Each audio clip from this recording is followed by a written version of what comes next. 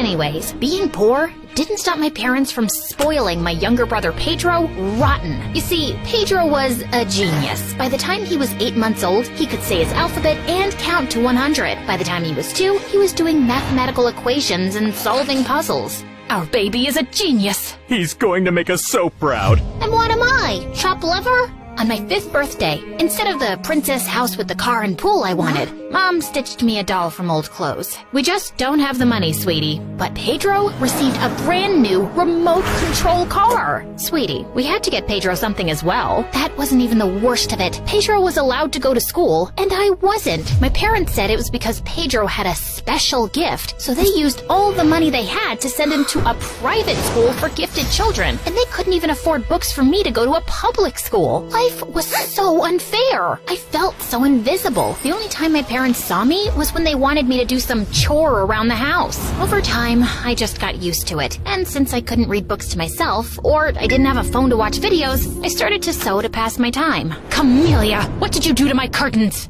I fell in love with creating new things from old stuff. And I wanted to become a fashion designer. Because of how differently my parents treated Pedro and me, we never grew up close. And he always saw me as his slave, even though I was older than he was. Clip my toenails, clean my shoes. When I was 11, I begged my parents to send me to a sewing school.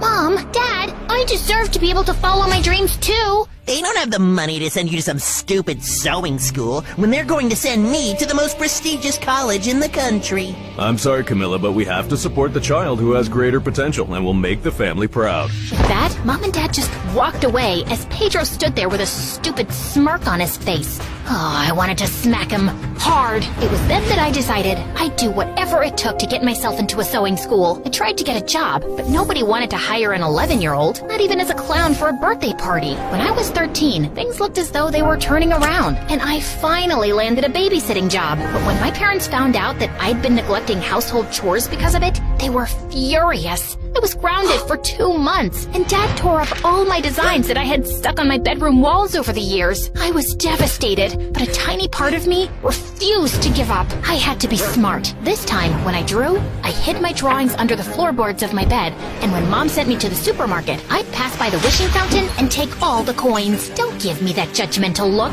But after 3 years of saving those coins, it still wasn't enough. Luckily for me, my life took an amazing turn when I turned 16, and that set things in motion for me. One day, while drawing in my room, I was so focused that I didn't see this girl peeking in at me through the window.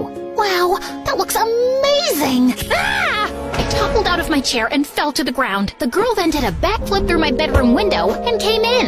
Did the circus come to town? What do you want? Did my parents send you to spy on me? No, silly. I'm the new neighbor, and I didn't even let her finish. I just picked her up, threw her out of the window, and closed the curtains. As much as I wanted a friend, I didn't want anyone to know that I couldn't read or write. What would she think of me? But that didn't stop the crazy backflip girl. Over the next few days, she did everything she could to get my attention, even juggling 3 cats while she balanced a mug of water on her head. What a weirdo. One day, I decided to take a shortcut home because I had seen a lady with the most amazing outfit, and I wanted to get home and sketch it. Just then, I heard a man yell behind me. Watch out! As I turned, I saw a huge crane ball coming my way. I froze in place, but luckily for me, someone pushed me to the ground just in time. Girl, are you crazy? This is a danger zone. Can't you read? Oh God, I was sweating like a bald man in spring.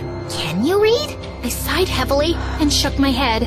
That's okay. I can't draw amazing fashion designs like you can. Let's go and grab some ice cream. My treat. While eating the ice cream, crazy backflip girl, Sophia, told me that she had moved next door with her parents and older brother Harrison. Also, that Harrison was a rotten egg and always got himself into trouble. She also told me that her father lost his job after his boss accused him of stealing money from his office and then blacklisted him so no one else would hire him, while her mother worked as a maid for some rich lady. I told her that my parents hated me and wouldn't even let me go to school while they treated Pedro like he was a prince. What do they think this is? The 16th century? No girl left behind. Woman power! Over the next few months, Sophia taught me how to read and write. She was a great teacher, and I was a quick learner. Sophia's mother even supplied me with her old drapes to practice my designs on. As much as I loved my bestie, there was a downside of being neighbors with Sophia. Harrison and Pedro became best friends, and they'd go out of their way to make mine and Sophia's life a living nightmare. So we stayed out of their way as much as possible. But then one evening, when I was coming home after getting groceries, I saw two guys